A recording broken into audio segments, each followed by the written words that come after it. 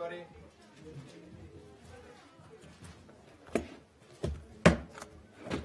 You're holding down the front row today. Looks like it's just Great. So I have a few things at the start. The first, the Secretary's travel. The Secretary is still in Africa, and this morning in Nairobi he met with Kenyan civil society leaders. He then traveled to Mogadishu to reinforce the United States' commitment to supporting Somalia's ongoing transition to a peaceful democracy, and this was the first ever visit by a Secretary of State to Somalia. Secretary Kerry met with Somali President Hassan Sheikh and Prime Minister Sharmark. They discussed security cooperation and Somalia's progress towards meeting its reform and development benchmarks in view of its 2016 elections. Before returning to Nairobi, Secretary Kerry also met with Somali civil society leaders and discussed the importance of a vibrant NGO sector. He also thanked African Union troops for their role in stabilizing Somalia. Second item, Ukraine. We are deeply disturbed by the Russian government's callous and outrageous extension by 6 months of the detention of Ukrainian Member of Parliament Nadia Savchenko. We reiterate our serious concerns over her treatment in detention and reports that she is gravely ill while she remains a hostage to Russian authorities. We call on Russia to release Nadia Savchenko and all other Ukrainian hostages immediately, a commitment Russia made when it signed the Minsk agreements in September of last year, and again on February 12th of this year when it signed the Minsk implementation plan. Third item, Nepal. USAID Acting Administrator Alfonso Lenhart wrapped up his visit to Nepal today with an announcement of an additional $11 million in assistance for Nepal earthquake response and recovery efforts. This brings total U.S. humanitarian assistance for this disaster to nearly $26 million. This includes $2.2 million of logistical support from the Department of Defense. Acting Director Lenhart, Ambassador Bodie, and Lieutenant General Whistler met with Prime Minister Sushil Koirala to discuss use of the U.S. military's air capabilities and the broader disaster response effort. Our disaster assistance response team and U.S. military conducted aerial assessments of earthquake-affected districts, and they are also working with the government of Nepal on how best to streamline airfield operations, speed up cargo flow, and improve efficiency at the airport. The United States, in coordination with Nepal, flew 3 missions to a region 80 miles east of Kathmandu to deliver urgently needed emergency shelter kits. And more than 1 week after the April 25th earthquake, international foreign rescue teams are starting to leave Nepal as the country shifts from the rescue phase to relief and recovery efforts. USAID is demobilizing the urban search and rescue members of its disaster assistance response team and preparing for their return to Fairfax County, Virginia, and Los Angeles County, California in the coming days. And the last thing to note at the start, we have visitors here with us today. They are George Washington University students studying international affairs and global media, visiting the department to see how this theory plays out in reality. To which we turn to you, Matt, for the opening contribution. Can I, just briefly before we go on to other things, on the Russia-Ukraine, your comments on that? Yes.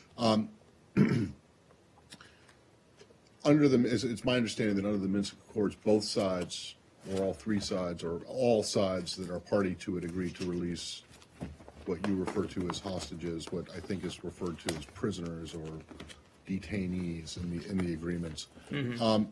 Is it your understanding that Ms. Savchenko is the only person who covered by this? By the Minsk agreements? In your opinion, who has not been released, or are there others? And not just others held by the Russians or the separatists, but by the government of Ukraine? Well, and if there are, would you also call for their immediate release? Mm-hmm. Okay. Well, a couple of points in that respect.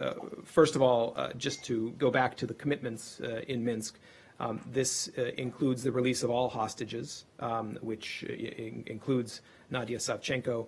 I'm happy to check and see if there are any other outstanding known cases of individuals who have not been returned. I would say that the case of Nadia Savchenko is unique in that she is being subjected to a legal proceeding and has been held in detention for quite some time, and that's why we've been drawing attention to that particular case. Not aware of anyone that's subject to legal proceedings that has been held for quite some time? who may or may not be ill? Well, again, I think our view of this is that her case is unique. She's a member of parliament, I would remind, and she's been taken I mean, a back to member of Russia and parliament is is being one held thing, there. but, you know, there are other people who are not elected, people who are not members of parliament who Well, are we also. certainly call for the release of all hostages. Thank you. That's we're not trying to suggest that she's the only one, Okay. but we're drawing Well, she's the only particular one you attention. talk about, so. No, as I said in my statement, we call for the release of all hostages. Sorry. I haven't named Held them all. by whom? All hostages. I'll No, go no, back to the, go back to your statement. the statement? All, we certainly recall for the release of everyone What does the who has statement say? been detained. In particular, in this case, I'll go back. We call on Russia to release Nadia Savchenko and all other Ukrainian hostages immediately. all right, Certainly, I'm missing the bit in the statement about Ukraine releasing certainly any hostages. we urge all against- parties to implement Okay. all parts of Minsk. And Thanks. Can I just, Can I just quick follow up on this? Can you share with us the circumstances of her arrest? Where was she arrested? Saeed, we've been over this I understand, many but times. to I'm not going refresh to my- rehash Okay, this. was she- You okay, can do was the she research if detained? you want to research okay, that. she, I mean, just a simple question. Was she detained in eastern Ukraine, or was she taken because you said she was taken back to Moscow and so on? Just want to know what are the circumstances. We're under happy to which get she that. was Happy to taken. get that for you. Thank you. Go ahead. this is a totally different subject, and a little off beaten track, although it is there's a court proceeding, I believe in today in Canada, by Omar Khadr, former Guantanamo inmate. Go ahead. I'm wondering if the U.S. has a position on whether he should or should not be released. The Well, Canadian government is trying to keep him in. Do you think that's what do you think about that? this is an internal Canadian proceeding.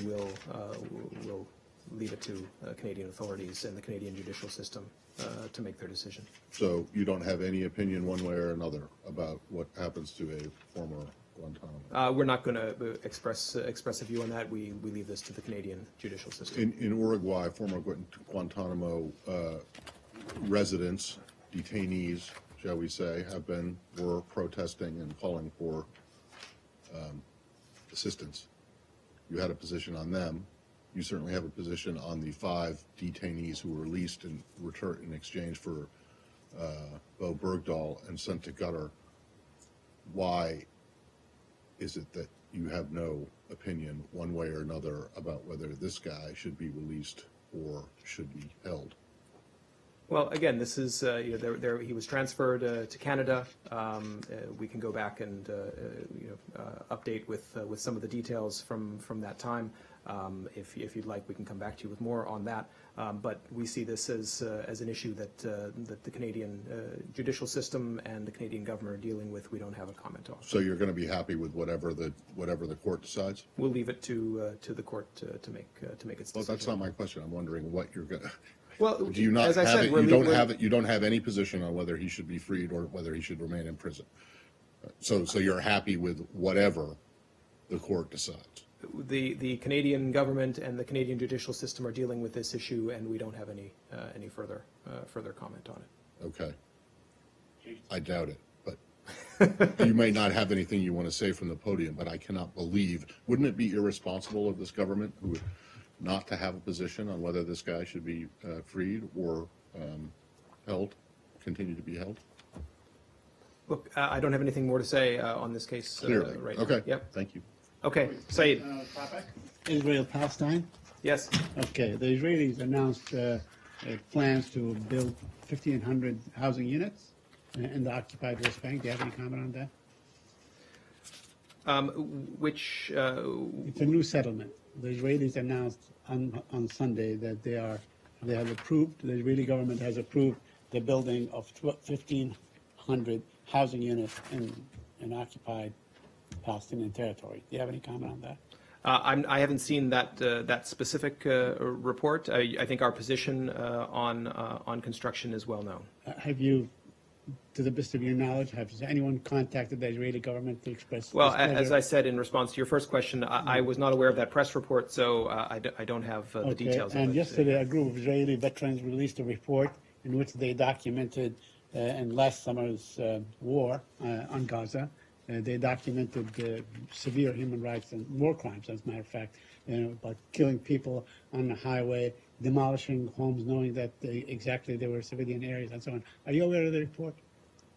I've seen You've reports seen- that they've. Do you have any comment on this report? Well, I think the United States has made we made our views at the time of the conflict in Gaza Okay. known, and I think those were well Well, reported if you- on. I remember discussing them with you back then. If you find that these abuses as as severe as they are alleged to be in the report, would you have something to say about this particular report?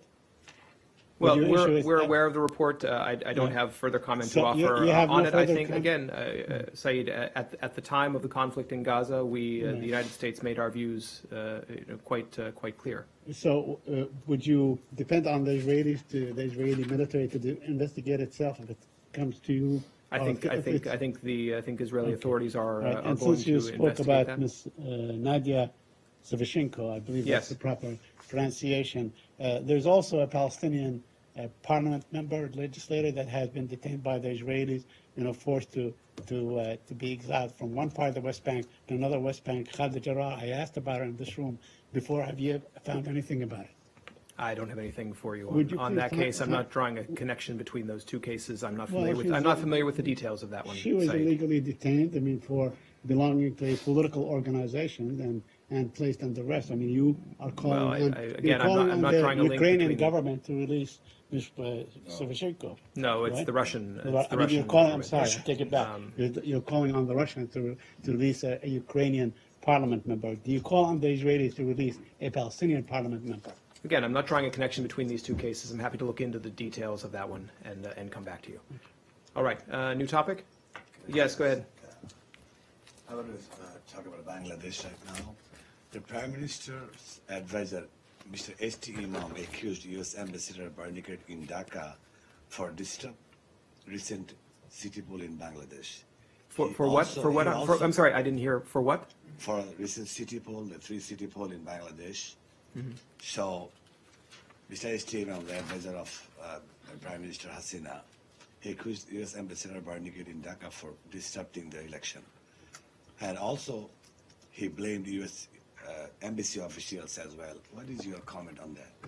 Well, I haven't seen those comments. I'm happy to look into that and come back to you with a comment, but I haven't seen those, Thank so you. I'd like to look at them Please. first before offering a response. David. ISIS claimed responsibility for the shootings in Texas. Do you have any comments on that? So this investigation remains in its early stages. Law enforcement authorities are looking into all aspects of it, and so we from here will refer you to law enforcement authorities for any information about their investigation and the circumstances surrounding the attack. Yes, Michel. Yeah, on the GCC summit, how do you view the participation of French president in this summit for the first time for a Western leader? Well, our understanding, President Hollande was in the region and then joined the meeting. I don't have any specific comment about that. He's been traveling there. I don't have any further analysis to do of that for you. Secretary Kerry will be in the region and will be in Saudi Arabia tomorrow, and the summit will be there too. Is he invited? Well, Secretary Kerry is going to Riyadh to have discussions with our Saudi partners on a wide range of issues, as I announced yesterday from here, and I think we put out a statement on it as well. And that will cover the range of our partnership with Saudi Arabia, but also important regional issues. Do you think that this participation reflects a mistrust in the U.S. From the GCC leaders? I'm not drawing any conclusion from his participation there. Yeah, it looks like they are concerned about the upcoming nuclear deal with Iran, and they talked about the threat that Iran posed on the region. What can you tell them, especially that they are coming next week to the U.S.? Well, as you said, the Secretary will be meeting with his GCC foreign minister counterparts in the next few days in Paris, and then, of course, next week. So the upcoming summit is, from the United States' point of view, an important opportunity to enhance our partnership with the GCC countries, to deepen security cooperation, and also to discuss ways to address many conflicts that have caused hardship and instability throughout the Middle East. If you look at some of the particular things that will be on the agenda, it reflects the breadth of our partnership. We'll be talking about common approaches to resolving the conflicts in Yemen, in Iraq, in Libya, in Syria. And this is also an opportunity to reaffirm our strategic partnership with the Gulf states, as well as our shared concern about Iran's destabilizing activities in the region and our mutual commitment to take the steps necessary to enhance stability in the Gulf and to de-escalate tensions. And their statements today reflect that they are concerned about the impact of the nuclear deal with Iran on the GCC countries. What guarantees can you give them before getting to this deal? Or before getting Well, this deal done? I think we'll leave that to the Secretary to discuss with his counterparts and to the President as well. I'm not going to get ahead of the meetings that we'll be having at high levels with GCC partners in the coming days. But clearly we've remained in close contact with the Gulf countries to talk about the Iran negotiations, to talk about the importance of preventing Iran from getting a nuclear weapon and how that benefits the security of the entire region if Iran is prevented from obtaining a nuclear weapon. So I think our commitment in that regard, as well as our security partnership with the countries in question, is a key aspect of our diplomacy in the region. Yes, Saeed. Same topic? Yes, same topic. Would you say that the Secretary's meeting in Riyadh on Wednesday and Thursday, they will focus on the Camp David summit that is coming up next week? Is that the thrust of his visit?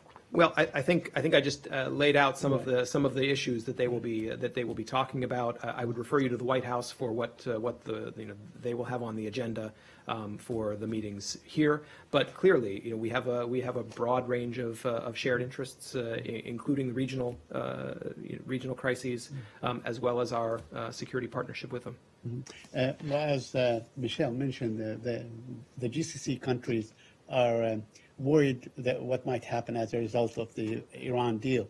And there are either rumors or whatever you want to call them, reports that suggest that perhaps you have some suggestions on new security arrangements with these countries. You already have it with Kuwait and Bahrain as non-NATO allies, special security arrangement with non-NATO allies with Kuwait and Bahrain, that you would extend this to Saudi Arabia and the United Arab Emirates. Is that something? Well, this is, I think, the same question that Michelle just asked and that I answered. I don't have anything to announce at this time. Of course, our security partnership with the Gulf countries is important to us, and we see the upcoming meetings as a way to talk about issues of mutual security interest. But I don't have any announcement to make. And my last question on this. Do you know who is attending? I mean, will King Salman, for instance, be attending the summit next week in Camp David? I'm happy to come back to you with any information, but I'd refer you to the White House for information on participation in a presidential event. Did you have something, Matt? Shift gears and go to Africa, back to Africa. Yeah. Do you have any thoughts on the latest developments in Burundi, specifically the ruling by the Constitutional Court on the president's candidacy? Yes. Well, the ruling of the Constitutional Court does not impact the United States' position on President Nkurunziza's third term. The United States has consistently maintained that the only way to respect both the terms of the Burundian Constitution and the Arusha Agreement is for President Nkurunziza not to seek a third term. And the Arusha Agreement, continues to be an important foundation to maintaining the still fragile stability in Burundi only 10 years after a civil war that resulted in thousands of deaths. Do you think that the Constitutional Court in its current composition, the deputy of it having fled the country, is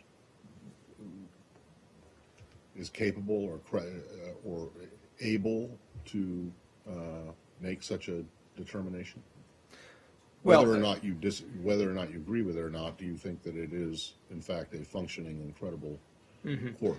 Well, we are deeply concerned by reports that the vice president of the Constitutional Court fled to Rwanda yesterday, claiming that he and other members of the court were pressured to rule in favor of the constitutionality of a third term. Judicial impartiality, of course, is a key element of a healthy democracy, and so we urge the Burundian government to quickly and fully investigate these claims of undue influence and of intimidation. The government of the current president. That's that's correct. What do you think the chances are of that happening? I'm not gonna fix a percentage term to it. And are there any consequences for Burundi should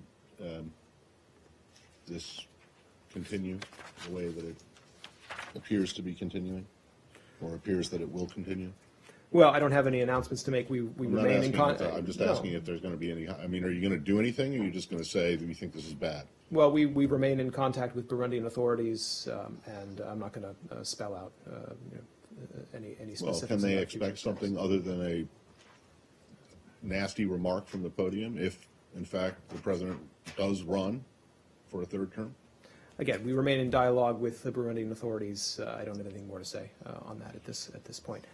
Yeah, we'll go to the back. Cindy. Yes.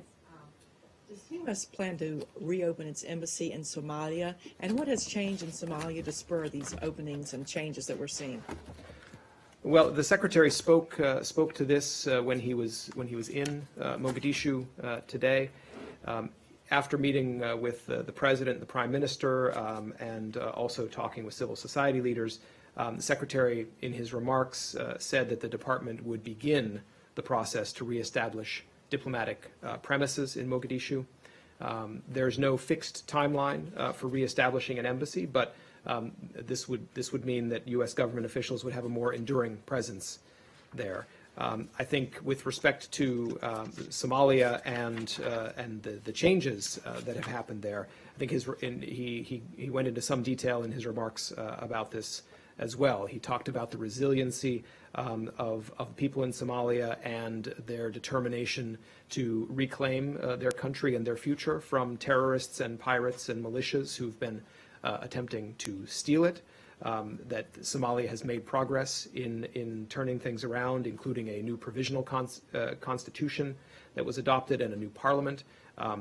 The critical role played by AMISOM, the AU mission, the forces that have pushed out al-Shabaab and put the pirates out of business.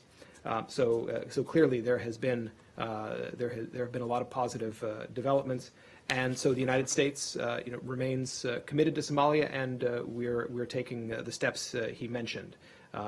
We'll be, so this is the start of upgrading our diplomatic representation. Of course, we've nominated an ambassador that is before the Senate, and then originally when that announcement was made, that was to be based out of our embassy in Nairobi. And until diplomatic premises were established, that would still remain the arrangement. But the secretary was clearly describing a stepped-up commitment on the part of the United States to Somalia. One more on that, Yeah. if I may. How would you characterize the current status of al-Shabaab? Well, again, I think as the secretary said, the Somali forces, with international help, have pushed al-Shabaab out of major population centers. Al-Shabaab remains a dangerous terrorist organization. They've carried out attacks in Kenya most recently, and so that is an issue of continued vigilance and concern by the United States, by Somalia, and by our international partners. But clearly, we see the people in Somalia rejecting al-Shabaab's vision, if you want to call it that, and taking steps to push them out. Same topic? Yeah. I had a question. You mentioned it's the first time the secretary's been to Somalia. Is there any reason why now, or do you have any comments on what's taken so long? Well, I think in response to the last question, we've talked about the positive developments that have happened in Somalia, and I think that was a recognition by the secretary that we want to keep that momentum going. We want to show our support for Somali authorities and for the Somali people. And yes, it is the first visit by Secretary of State, but I think that's another reason to be proud of this visit. I'm not going to judge decisions about where secretaries have gone or not gone in the past. Yeah, go ahead, Saeed. Yeah. So, okay. First of all, what is your assessment of the current status of the Bashar al-Assad regime? There's a lot of reports that say that he's finally losing his grip. Do you agree with that assessment? Well, I'm not going to analyze the regime's stability from here. There have certainly been reports of gains by some opposition elements. We are, and we are also concerned about the role that Nusra has played in much of the combat in northern Syria. They have an extremist ideology that's at odds with Syrians' desire for a safe and prosperous future. But also, as we've said many times, the situation in Syria is a result of the actions of the Assad regime, which has not met the desires of the Syrian people for a greater voice, and that's why we're supporters of the Geneva Principles and supporters of the UN Special Envoy. Now, today there were announcements by the Syrian regime forces and Hezbollah forces that they are ready to battle Nusra in an area called Al Qalamun. Do you have any comment on that, or do you find that these are too bad? I don't have a comment other? on battlefield developments. Again, our views on the Assad regime, our views on Hezbollah and its negative role, I think are quite clear. But you don't have a feeling either to what would the outcome is likely to be between? No, I'm not going to make predictions about. Okay. Do you have any developments on the comment on Mr. de Mistura's points on Geneva? He suggested some points. He said these are points of for talks, not for negotiation. Do you have any comment on that? Well, as you mentioned, the Special Envoy de Mistura began yesterday a period of consultations in Geneva on Syria. These are expected to last several weeks, and the Special Envoy has invited as many of the parties as possible, as well as regional and international stakeholders, and the purpose is to discuss individually with the Special Envoy. These are not negotiations. These are not talks together. These are individual consultations to discuss the situation in Syria today and to see where we stand about implementation of the Geneva Communique, which was concluded about 3 years ago. Is the United States meeting with Mr. de Mistura as part of the international community? The United States will participate in these UN-led consultations. Okay.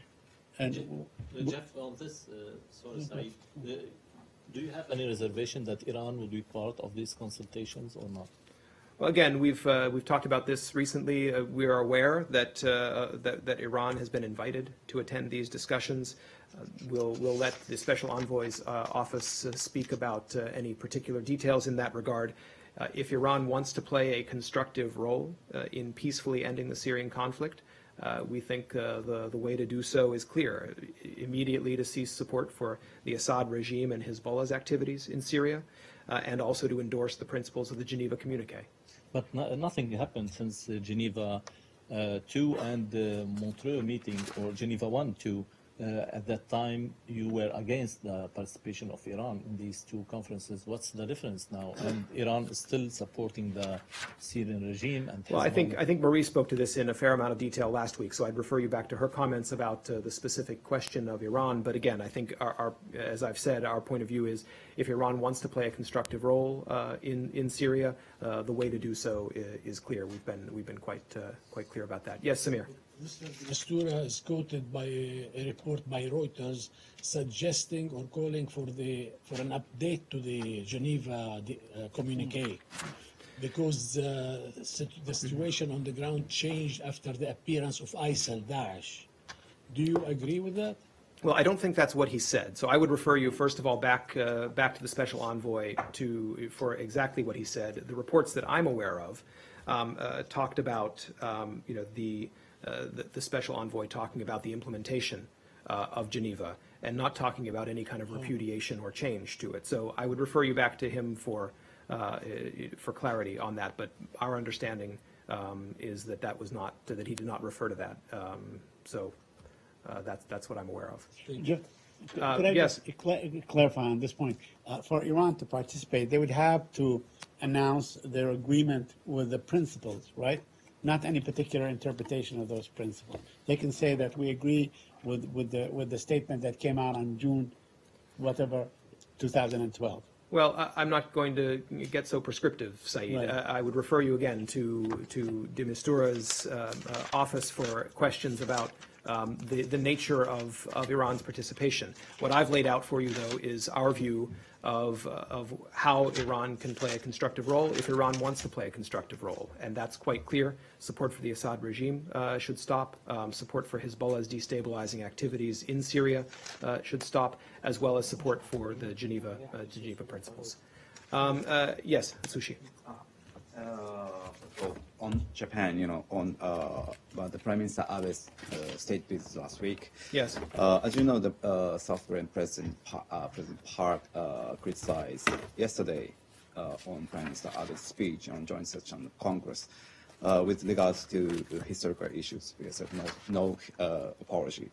And she also mentioned, United States also share this thought and criticism. Is it true, or are you sharing this thought? Well, I think we talked, during the very successful visit of Prime Minister Abe last week. We talked a lot here. Also, my colleagues at the White House talked quite a bit about the importance of that visit. We thought it was a great visit. We appreciated Prime Minister Abe's constructive message about reconciliation, and we've also talked about the important achievements during that visit, the revised defense guidelines, the reaffirmation of the U.S.-Japan alliance, the joint vision statement that was issued by the Prime Minister and the President. So I think we've been pretty clear about that.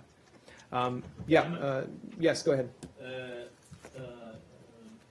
The president, or Yemeni president, has announced today that talks, or the peace talks between the Yemenis will resume in Riyadh on May 17th.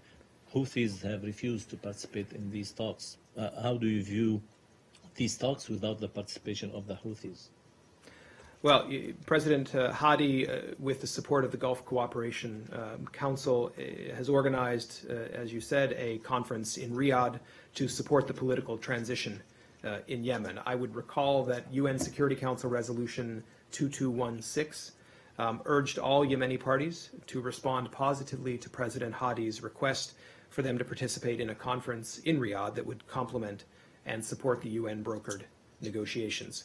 But we continue to put great importance on on rapidly shifting from military conflict to UN-brokered all-party negotiations. We don't see this as supplanting the UN-led effort. We see this as complementary to it, and indeed it's envisioned in the Security Council Resolution 2216.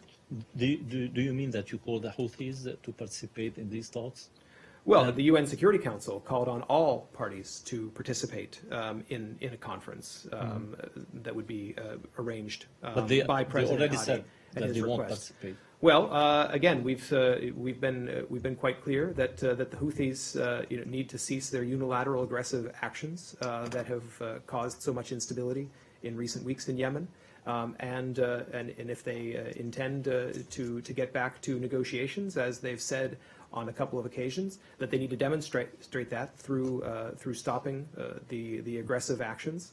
And then getting back to the table for negotiations. So that path is open to them, and they need to follow it. One more on this. Saudi Arabia has been talking about creating security zones inside Yemen to provide humanitarian aids to the Yemenis. Do you have any reaction to that? Well, I would refer you back to the Saudis for details about those reports. such- We're aware of those reports. We support initiatives to facilitate the unimpeded delivery of humanitarian assistance to Yemen, including humanitarian pauses to allow badly needed food, medicine, and other supplies to enter the country and be delivered safely, consistent with UN Security Council Resolution 2216. But on the particulars or the specifics of those plans, I'd refer you back to the Saudis. Jeff, as Yeah. most humanitarian deliveries were conducted via air, by airplanes and so on, and the Saudis, or the Saudi-led coalition, bombed the airports and depriving flight from landing. Do you have any comment on that? I mean, how would you get humanitarian aid if the Saudis keep bombing these airports where these, humanitarian flights. Well, I that think are you're planned. referring to one specific instance at one airport, if I'm not I mistaken. think Is most that- airports are inoperable today.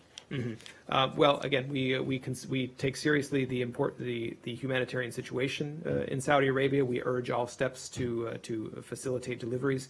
I don't have more specific The details Saudis to offer also you on announced that they want to conduct limited land incursions. Do you have any comment on that?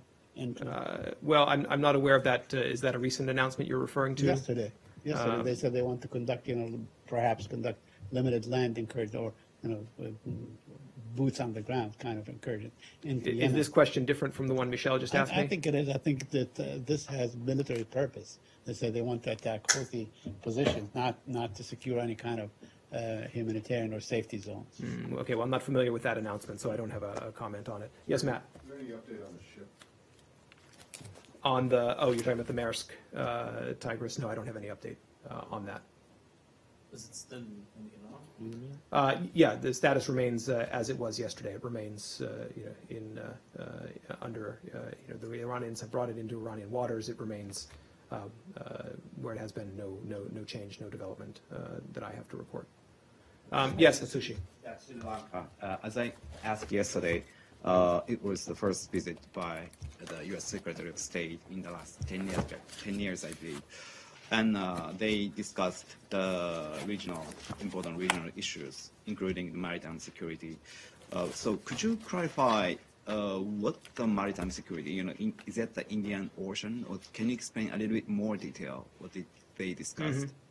The United States supports efforts of the Indo-Pacific region countries to provide maritime security. That includes counter-piracy and counter-trafficking operations, as well as humanitarian assistance and disaster relief. This includes fundamental international principles such as freedom of navigation, freedom of overflight, and other lawful uses of the sea and airspace, as well as the peaceful resolution of territorial or maritime claims. So we support Sri Lanka's efforts to contribute to maritime security and to fulfill its important role as a leading maritime nation in the Indo-Pacific region. Discussed particularly about the Indian Ocean issue, or including the South China Sea or other ocean. Well, I think if you look at the Secretary's remarks, he talked about U.S. leadership on maritime security in the Indian Ocean in association with our friends and allies across the region, and the United States and Sri Lanka are working together to oppose intimidation or the use of force to assert territorial or maritime claims, and we also are working. We support the legal uses of sea and airspace, and also the rights that are granted to all states, big states and small states. So I don't have a geographic signifier to attach to that. One thing, as you know, the Chinese submarine stopped by the port of Colombo last September. Do you concern these kind of Chinese airport? I don't have any Regional, specific comment on that to offer. Any other topic? Yes, go ahead, Cindy. I have a question on Azerbaijan, and forgive my pronunciation. Does the U.S. State Department specifically call for the unconditional release of journalist Khadija Ismailova from prison? Well, the United States is deeply concerned by the incarceration of all of those detained in connection with exercising their fundamental freedoms, including journalist Khadija Ismailova, and we have called for their release. We urge the government of Azerbaijan to respect the universal rights of its citizens, to ensure they are afforded all the fair trial guarantees to which all citizens are entitled, and to allow them to freely express their views. That detail I don't have. I'd have to check. Is it recent and or come is back it to you. somewhat old? Not in the last few days. No, Right. This case has been It's not a ongoing. new case. Not a new case. Yes, Saeed. On Iraq, the KRG president is in Washington. Are there any plans to? I know that the secretary is not He's not here traveling. Secretary's not here, but he will meet with the Deputy Secretary So he's tomorrow. meeting tomorrow? Okay. Yes, Right. that's right. Today, this afternoon, he's having meetings at the White House. Right. Tomorrow, he will meet at the State Department with Deputy Secretary What time? Blinken. Do we know? I don't know the time off the top of my head. I'm sure it'll be in tomorrow's schedule that we point out. Okay. Yeah. The South Korean diplomat, the director of the North Korean issue, Mr. Fan Jung-guk, visited this town and had a meeting with Ambassador Sung Kim. Could you update what did they discuss yesterday? Maybe today. I'm not sure, but Right. You mean? I'm sorry. You're referring to the Republic of Korea's special Yes, representative. yes, Yes. yes. So, Special Representative for North Korea Policy Sung Kim met with Republic of Korea Special Representative for Korean Peninsula Peace and Security Affairs Hwang Jun-kook yesterday. They had a very productive discussion on a wide range of issues related to the DPRK. The United States and South Korea agree on the fundamental importance of a denuclearized North Korea. Special Representative Hwang's visit reflects the close cooperation between our countries and our continued focus on pursuing the verifiable denuclearization of North Korea in a peaceful manner. Thanks.